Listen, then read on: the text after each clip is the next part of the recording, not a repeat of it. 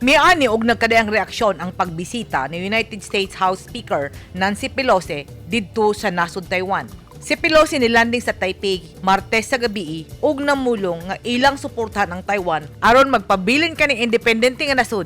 Labi na nga dunay plano ang China nga maghimo kini og military exercise sa Taiwan Strait.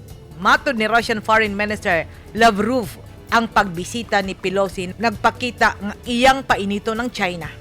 Matud niini, wala siya nakitang rason nganong kalit miduo si Pelosi sa Taiwan nga nasayod na siya ug unsay epekto niani sa People's Republic of China.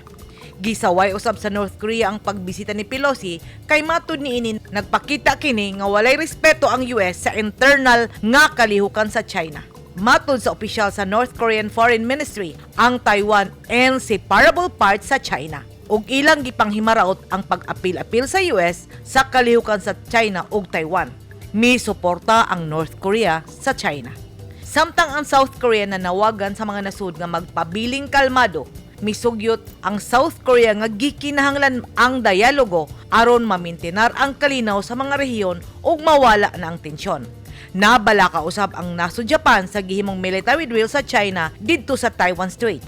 Sumala ni Japan Chief Cabinet Secretary Hirokazu Matsumo ang maritime area nga gianunsyo sa China nga ilang himuan sa ilang military exercise gipanag-iyahan sa Japan ug apil kini sa Japan Exclusive Economic Zone. Apan matud ni Pelosi, dili nila gusto nga dunay mahitabo sa Taiwan ug dili sila gusto nga mapugos ang Taiwan kay ilang gisuportahan nga magpabilin ang Taiwan nga gawas nun. Giklaro ni Pelosi nga sa iyang pagbisita gipakita sa Estados Unidos nga siya ug ang Kongreso may suporta sa Taiwan. Buot pasabot ni Pelosi, America stands with Taiwan. Una nang nagpaabot sa iyang kasuko ang China sa pagbisita ni Pelosi, matud ni Chinese Foreign Minister Wang Yi, usa ka komedya ang pagbisita ni Pelosi sa Taiwan ug kini nagbahad. Those who play with fire will perish. Buot pasabot, ang magdula og kalayo mahimong abo.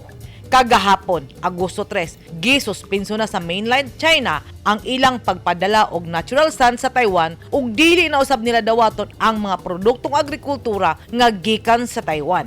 Kini gilantaw sa mga eksperto nga pagpanimulo sa China sa pagbisita ni Pelosi sa Taiwan, bisan pa man sa pagbabag sa China.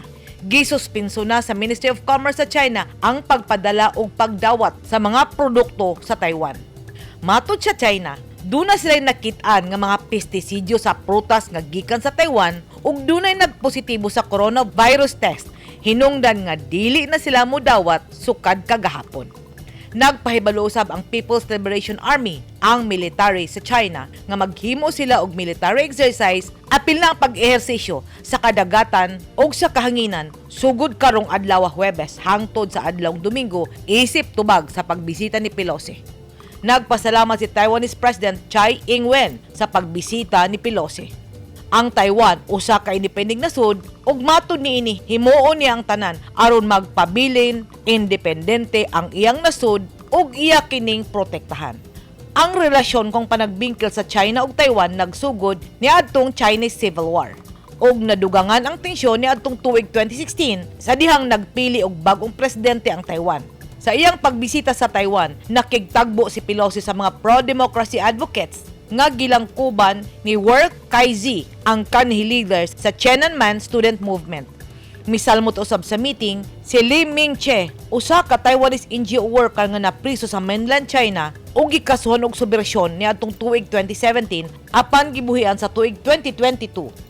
Apan, una misakay sa eroplano sa US Air Force si Pelosi, kuyog ang upat ka kongresista sa Estados Unidos paingon sa South Korea kagahapon. Nag-tweet si Pelosi ug matud niini, "Make no mistake, America remains unwavering in our commitment to the people of Taiwan now and for decades to come." Buot pasabot, ayaw kasayop ang Amerika nagpabiling matinud-anon sa iyang pagsuporta sa katawhan sa Taiwan karon og sa umaabot pang mga dekada. Ang eroplano nga gisakyan ni Pelosi wala moagi sa kahanginan sa China. Gani miagi kini og mitipas didto sa Singapore. Kaganihang buntag, duna na nakita ang mga aviation authorities sa Taipei nga mga eroplano sa China nga nagbays-bahay sa Taiwan Strait, ang lugar kung diin maghimo og sea and air exercise ang China botang nga gibabagan sa Taiwan. Nang hinaot ang mga lideres sa nasud nga dili mamahimong Russia versus Ukraine ang mga panghitabo sa China batok sa Taiwan. Atong hinumduman nga sa duha ka nasud dunay mga overseas Filipino workers nga nanarbaho. Edith Kadoayan, News 10 Philippines. Stay safe!